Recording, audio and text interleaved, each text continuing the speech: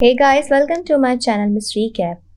Today I'm going to explain 2023 action drama adventure movie called Yangi. In the near future, sea levels rise because of rapid climate change, and humanity decides to move to space. They build shelters between Earth and Moon's orbital planes, and spends decades moving more citizens there. After humanity has settled down, Shelters 8, 12, and 13 declared themselves the Adrian Republic, and they began attacking the other shelters, kicking off decades of war with the Allied force. Now the humans left on Earth have to live building munitions and parts for the robots used in this war. The best soldier in the army is the legendary Captain Yangi, who is currently in an abandoned town and waking up for an explosion. There are robots coming after her, and she immediately defends herself with precise shots and creative use of the hook that comes with her weapon. The humanoid robots are easy for her to defeat, but soon a new sturdier model on 4 legs appears, which will be harder to fight alone. Yangi chooses strategic hiding spots and surprises the robot with a shot that lights it on fire. But the robot has its own set of extinguishers and is soon ready to go again. Using the hook, Yangi piles a bunch of metal beams together and drops them on top of the robot when it comes closer, effectively trapping it. Then she hides behind a car to do her final shot, only to get distracted by a little doll hanging on the car's rear mirror. This distraction allows the robot to shoot her first, and Yangi is pushed back. But when she looks at her broken hand, she discovers she is an android and did not know about it. Suddenly an alarm rings and the town disappears. It turns out this is not a real Yangi. She actually died in combat some years ago. Now a group of scientists is using a copy of her brain to try to create the perfect soldier android that could be multiplied and sent to war. There has not much been progress because during the simulations which recreate Yangi's last battle, she always loses in the same spot and they don't know why. The head of the team is Yangi's own daughter Seo-hyun, who has to watch the face of her mother die over and over. There is also Sang-hoon, the director of the project, who decides to make a special presentation for the higher-ups of the army to promote their android. Where they are calling Young-hee, Sang-hoon's presentation includes fancy dining and a summary of the history behind the war.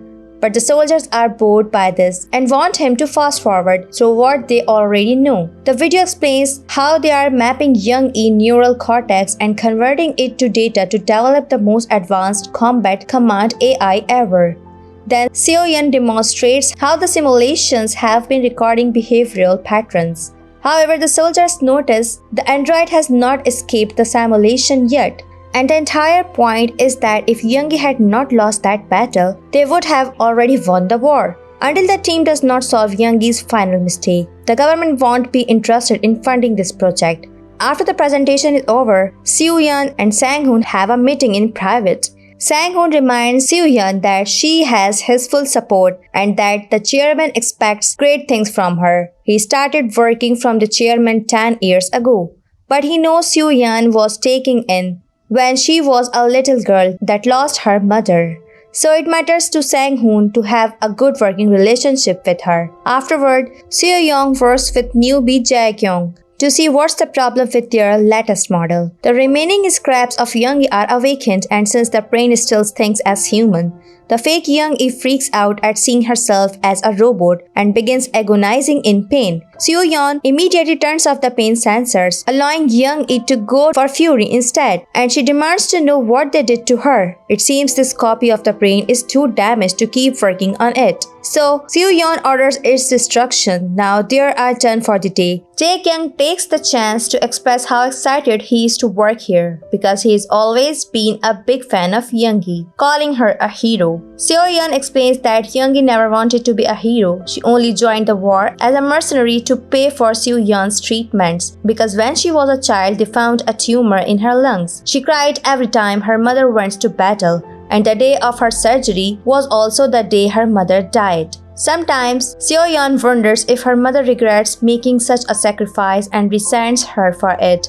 causing Jae-kyung to point out she could just ask the android, since she shares the real Young-e memories. Seo-hyun says she will consider it, but it seems she's scared to try. Then Seo-hyun leaves for the day and takes the local train where she sees a mother interacting with her child. This makes her remember the last day she saw her own mother. Seo-hyun had been getting ready for surgery, and Yangi stopped by to wish her good luck before leaving for battle. Yangi had promised she would come back and hugged Seo-hyun tightly, giving him a lucky cheek rub. When the train makes it to its destination, Seo-hyun goes to take her annual ethics test that everyone must take to prove they are not an android, consisting of questions related to feelings and morals.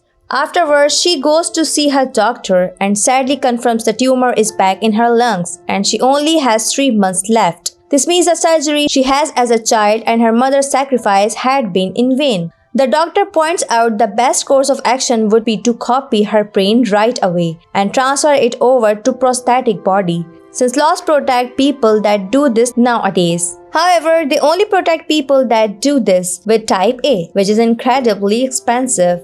There is also type B, which is cheaper but loses rights like marriage, freedom of movement and adaptation. And the government requires complaints that she will allow them to access her brain data. Or she could choose type C, which does not treat people as humans at all. It surrenders ownership of the brain data, allowing certified companies to own it. This means they will make thousands of clones and the person using this option will no longer be an individual, but at least the prosthetic is free. Type C is what Young-e had chosen to get the surgery money for her daughter. Seo-hyun promises she will think about it and leaves the dog to recharge, because he is an android as well. As Seo-hyun leaves the building, she remembers the day the company's higher ups came to her house and asked her grandmother to sign the agreement that would allow them to use Young-e's brain on androids. In return, they had to pay for Seo-hyun's upbringing. They also gifted Seo-hyun an action figure of Young-e, promising that her mother would be a hero forever. But to this day, Seo-hyun is still unsure that was their best decision. Seo-hyun ends her day by visiting her mother's comatose body, which is kept in a special chamber so the brain won't rot. The next day, Seo-hyun's team makes a new copy of the brain and gets ready to test it on a new simulation. But first, Sang-hoon wants to do something different to try to get a new result, and he orders the team to shoot the android in the leg before they start. When Young-e wakes up in the simulation, she suffers great pain from the leg wound, and it hurts Seo-hyun to watch how her mother suffers. Young-e tries to fight through the pain, but she is easily overpowered and her will to fight starts to go down. However, when the enemy is about to kill her, a new era in her brain lights up, and Young-e stands up to keep fighting, managing to defeat the robot with her just fist. Before she gets shot by a different enemy, it's a pity that they have lost this new brain already, but Sang-hoon is excited by this development and is ready to show it off to the higher-ups. The next day, the whole team leaves the labs and travels to the company headquarters, but the chairman is not available. Instead, they are met by the new head of the product development department, who keeps giggling at Sang-hoon and not taking him seriously. Sang-hoon is confused by the need for a product development department because they never had one before, since the company only produces weapons, and he worries about the possibility that weapons development will be downsized. But his concerns are not heard, and the team is sent away without answers. On the trip back to the labs, Sang-hoon keeps insulting the new employees and swears he will keep the chairman's dream alive. Some days later, the team is looking at new parts they could use for their next android test. When they are informed the chairman has come to see them, on the way to the meeting, Sang-hoon asks if Seo-hyun has been taking her ethics test because it's important for them to be sure she is doing fine mentally. While dealing with her own mother as an experiment, as soon as the pair enters the office, Sang-hoon freezes, revealing he is actually an android that the chairman built by replicating his own brain. But Sang-hoon has no idea. The chairman has come to bring very important news. The Allied Force and the Andrian Republic are signing a treaty, meaning the war is over and weapons won't be needed anymore. He does not consider research they did on Young pointless, though, because it's taught them a lot about developing good AIs, and they can use it now to make housekeeping and service workers androids. The chairman confesses his original plan was to transfer his real brain into Sang-hoon to achieve immortality, but in the end, he copied it instead, because he did not dare to live inside a machine. which would never stop feeling fake. Seo-hyun does not care how fake it may be. She wants to continue with her mother's project, but the chairman turns down her request. A few hours later, the team goes back to work since the project must be wrapped up properly before they change goals. Yangi keeps dying at the same spot and Sang-hoon becomes furious because they can't activate that new brain area again to isolate it. So he thinks it's time for some extreme ideas. Sang-hoon makes the team activate the android and cut her arm. Thus, Seo-hyun has to watch her suffer as the pain area of her brain reaches excruciating levels.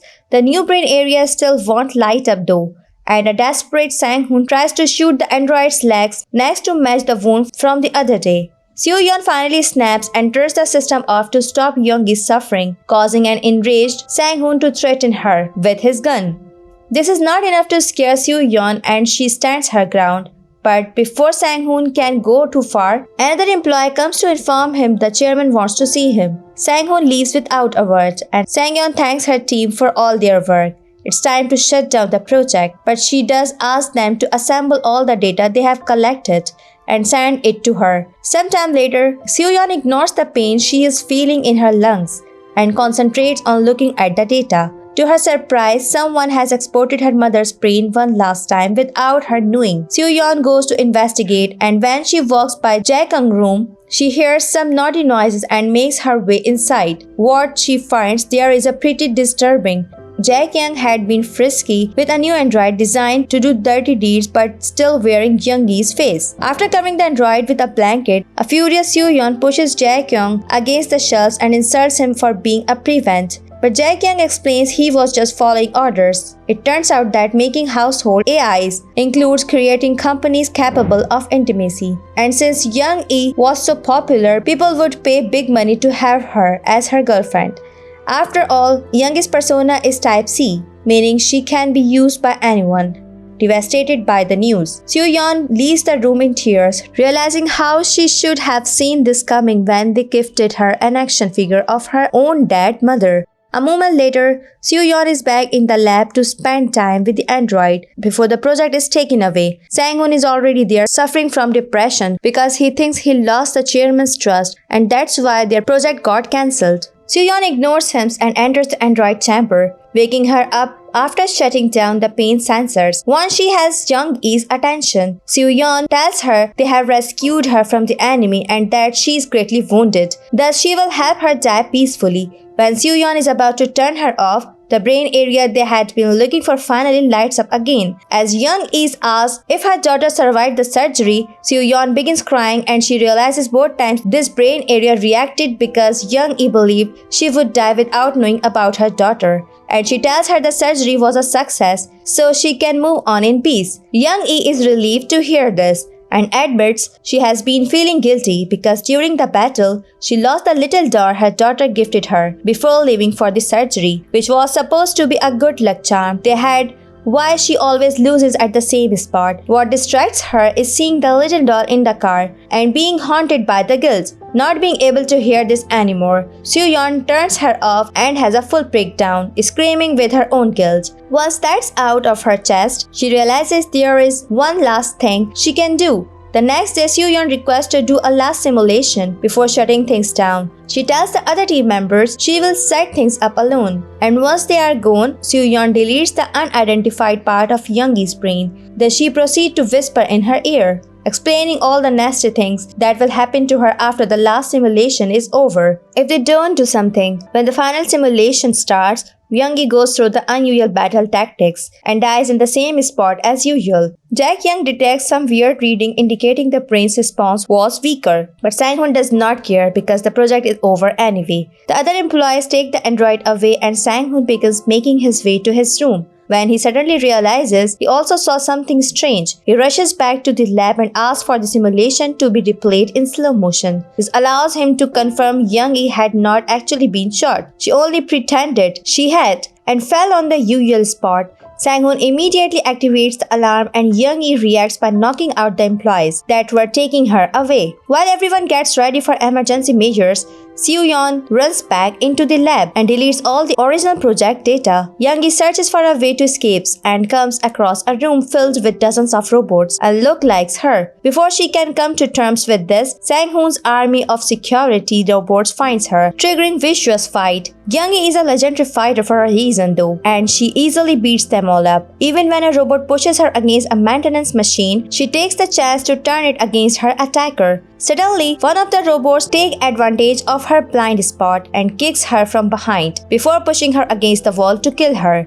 At that moment, Seo-hyun finally shows up and disables the robot just in time. Then she tells Yangi they are in this together, and Yangi trusts her because it's the voice from her dreams. Minutes later, a new wave of security robots arrive at the hangar and they allow a fellow android to take Seo-hyun away before they shoot at Yangi. However, when they check on the body, they discover Yangi's body is empty. Checking the security cameras reveals Seo-hyun took the brain copy from the regular body and transferred it to a security android to escape unnoticed, leaving the body with her mother's face behind to trick security. Seo-hyun drags Yangi into the train, only to discover it is not as empty as she thought. Sang-hoon is there waiting for them. As the train takes off, Sang-hoon accuses Seo-hyun of being ungrateful for everything the chairman's done for her and tells Yangi to step away from her daughter. Hearing this is her little daughter shocks Yangi, but Seo-hyun cuts in to explain she's deleted all the data about herself from her memory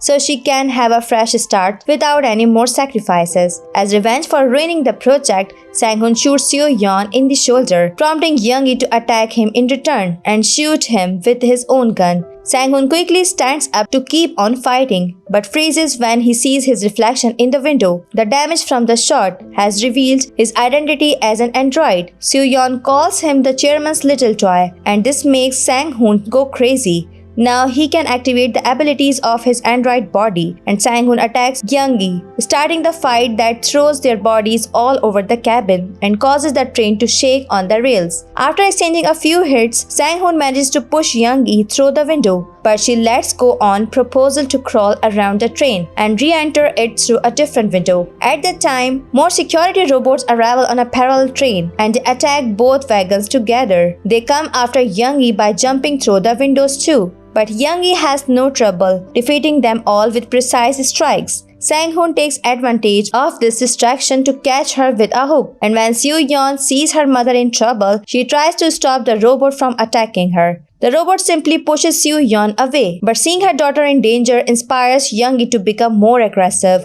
She destroys all the remaining robots and kicks Sang-hoon out of the train, but he manages to make his way back inside by holding onto the hook. As Sang-hoon and Yangi begins fighting again, the train makes it to the city, and the shaking of two attacked wagons becomes too much for the tracks to bear. Seo-hyun manages to put her hands on one of the weapons. The robot stops and shoots a hook for Yangi to grab. This way, she helps her mother return to the first wagon safely, and they let the second wagon fall with Sang-hoon inside. The train finally stops working when it makes it to the mountain area. Yangi wants to take care of Seo-hyun's bullet wound, but they can hear the police approaching. So Seo-hyun explains she does not have much time left anyway. She wants Yangi to run away and start a new life where she can finally worry about herself instead of her daughter. After some hesitation, Yangi accepts this plan, but first she says goodbye by hugging Seo-hyun and giving her a lucky cheek rub, like when she was a child. As Yangi leaves the train, Seo-hyun wishes her good luck and dies alone, yet feeling she's achieved closure. Yangi runs through the mountains, away from any human that may want to use her again, to enjoy her newfound freedom. The movie ends here. Thanks for watching. If you like it, so please don't forget to subscribe my channel.